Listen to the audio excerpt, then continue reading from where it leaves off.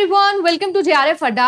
मैं अदिति आप सभी लोगों के लिए लेके आई हूँ आज एक ऑन डिमांड वीडियो, जिसके अंदर आप में से बहुत सारे स्टूडेंट्स जो थे जो इस वैकेंसी के लिए अप्लाई करने वाले हैं। लगभग आप लोगों के पास में 784 वैकेंसी है। मैं स्पेशली टारगेट कर रही हूँ असिस्टेंट मैनेजर की पोस्ट की, जो कि आईटी के अंदर अभी निकला है, State Bank of India SO के अंदर। तो क्योंकि ये जॉब प्रोफाइल पर मैं रह चुकी हूँ, तो बहुत सारे स्टूडेंट्स का ये क्वेश्चन था कि इस जॉब का क्या सैलरी होता है, इन हैंड सैलरी कितना मिलता है, प्रोफाइल कैसे होता है, वर्किंग आवर्स कितने होते हैं और एक्चुअली में काम क्या करना पड़ता है। ये सारी चीज़ों के बारे में आपको डिस्कशन करना था, तो आज आप लोगों के लिए यही वीडियो लेके आई हूँ।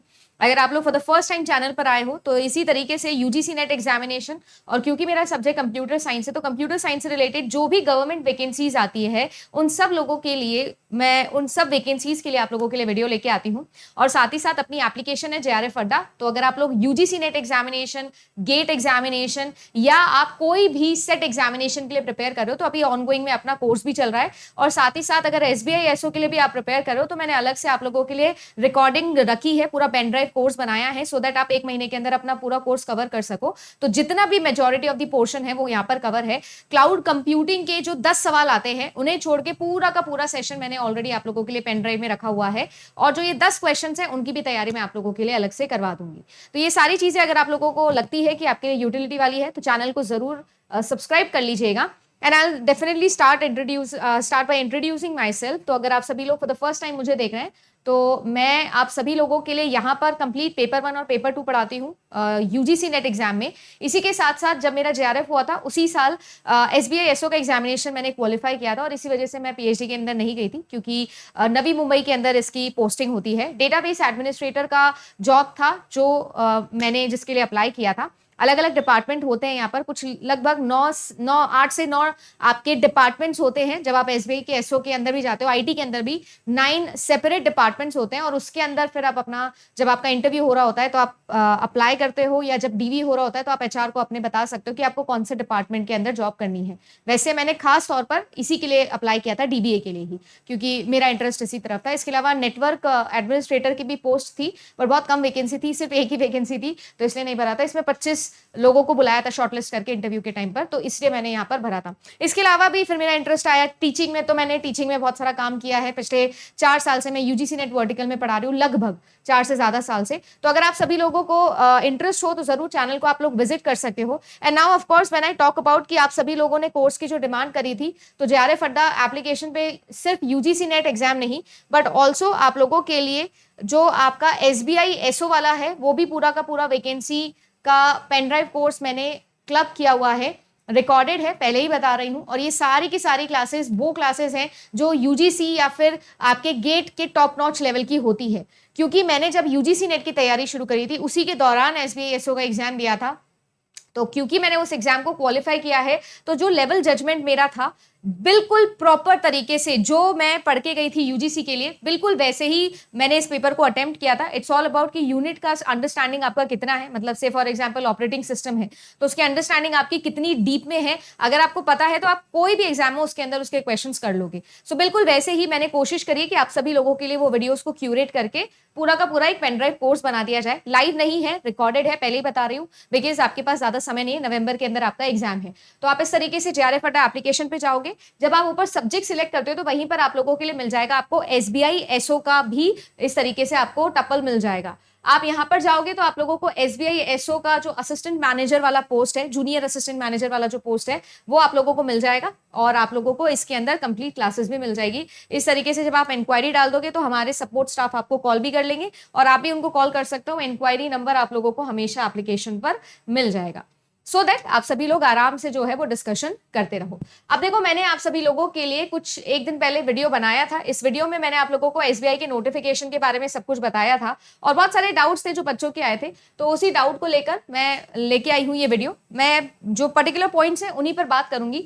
सबसे पहले तो देखो, अगर मैं बात करूं कि सैलरी, जॉब प्रोफाइल या इन सबसे इंपॉर्टेंट चीज अगर मैं बात करूं तो SBI state Bank of India हमारे देश का सबसे बड़ा बैंक है। अगर आप लोगों को नहीं पता है तो लगभग 50 करोड़ से ज्यादा कस्टमर्स हैं इस बार एसबीआई के पास में। इस वक्त 2024 का अगर हम डेटा देखें 50 करोड़ से ज्यादा, तो 50 करोड़ लोगों का डेटा मेंटेन करना, उनके लिए एप्लीकेशन को स्मूथ बनाना, जैसे कि आप लोग सब जैसी एप्लीकेशन को जो यूज करते हो, भीम के साथ में इंटीग्रेशन जो करते हो, किस तरीके से वो सारी चीजें मैनेज होती है। किसी भी एक ऑर्गेनाइजेशन का जो बैकबोन होता है, जो पिलर होता है, वो होता है आईटी, है ना। तो ये सारी की सारी जो टेक्नोलॉजी आप लोगों के हाथ पे है, it's like the power in your palm, ये सब होती है किसी भी आईटी मैनेजर के वजह से, मतलब कुल मिला के आपकी आईटी टीम की वजह से।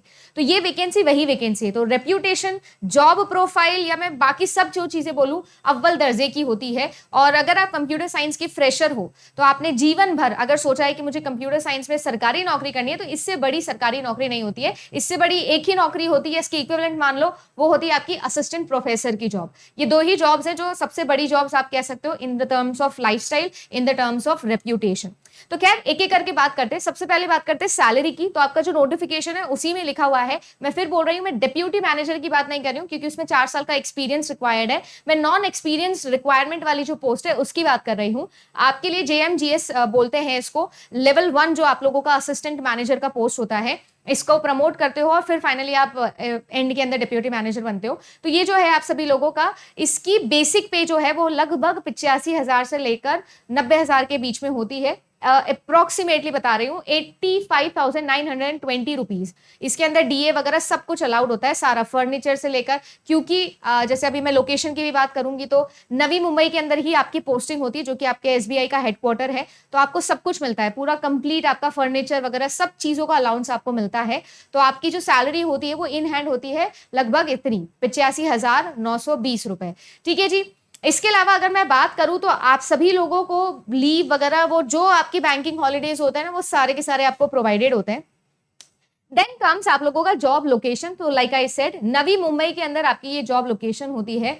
बहुत सारे स्टूडेंट्स का ये एक सवाल था कि क्या यहाँ पर जो ये जॉब होती है उसमें ट्रांसफर्स होते हैं क्या।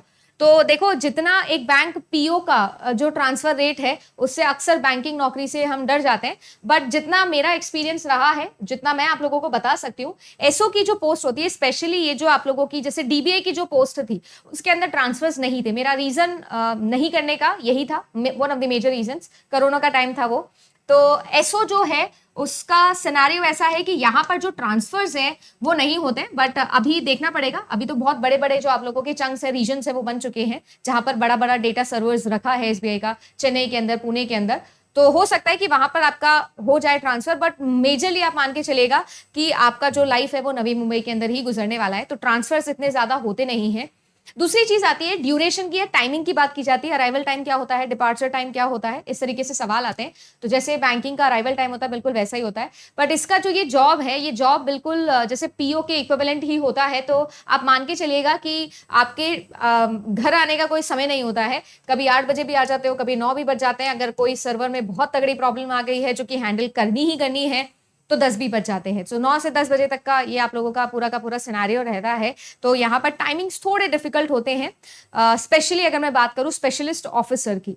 हालांकि पीओ के साथ में कंपैरिजन करते हुए मैं आपको ये बोल सकती हूँ कि पीओ का मोर ओवर काम होता है कस्टमर डीलिंग का, और एसओ को कभी भी कस्टमर से डील नहीं कर रहा होता है, वो एकदम बैकएंड टीम को संभाल रहा होता है। और ये जो जॉब प्रोफाइल है, असिस्टेंट मैनेजर की जॉब प्रोफाइल जिसकी मैं बात कर रही हूँ, ये जॉब प्रोफाइल के अंदर आप सभी लोगों को मेजरली, जैसे मैंने कहा कि आपके 9 अलग अलग डिपार्टमेंट्स होते हैं, जैसे कि साइबर सिक्योरिटी का, अब जैसे क्लाउड का है ना, ऐसे ही आप लोगों का आईटी ऑपरेशंस का, ऐसे ही आप सभी लोगों का जैसे डेटाबेस का है ना, ऐसे ही आप लोगों का सॉफ्टवेयर डेवलपमेंट का, आप लोगों का इंफ्रास्ट्रक्चर का, ऐसे अलग अलग आप लोगों के 8 से 9 जैसे लगभग डिपार्टमेंट्स होते हैं।